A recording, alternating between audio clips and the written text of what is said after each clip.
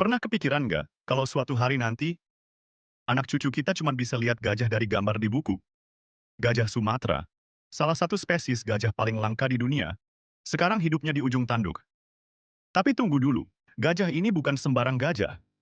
Gajah Sumatera adalah subspesies dari gajah Asia, dan mereka cuma bisa ditemukan di Pulau Sumatera, Indonesia. Tubuhnya lebih kecil dibandingkan gajah Asia lainnya, tapi jangan salah, mereka tetap raksasa dengan tinggi bisa sampai 2,5 meter dan berat 4 ton.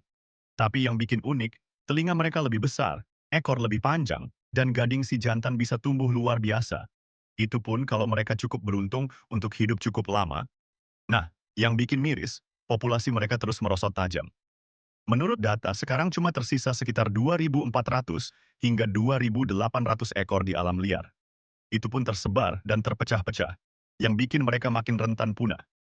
Jadi, kenapa bisa sampai segawat ini? Satu kata, manusia. Habitat gajah Sumatera terus diambil alih jadi perkebunan dan permukiman. Bayangin, hutan tempat mereka hidup sejak ribuan tahun lalu, sekarang jadi lahan sawit dan jalan raya.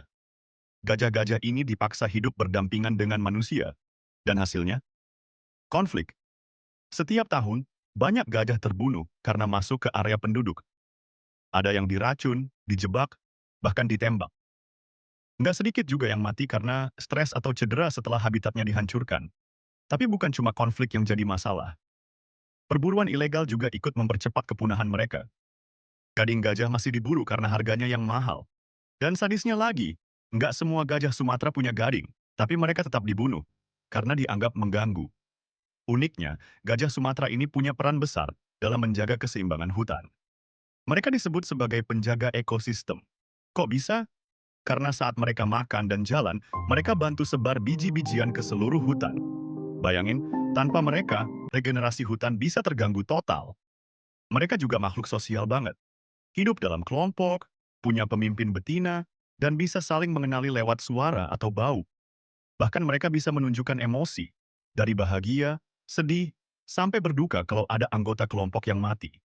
Tapi, seberapa lama lagi kita bisa melihat gajah ini hidup bebas di hutan?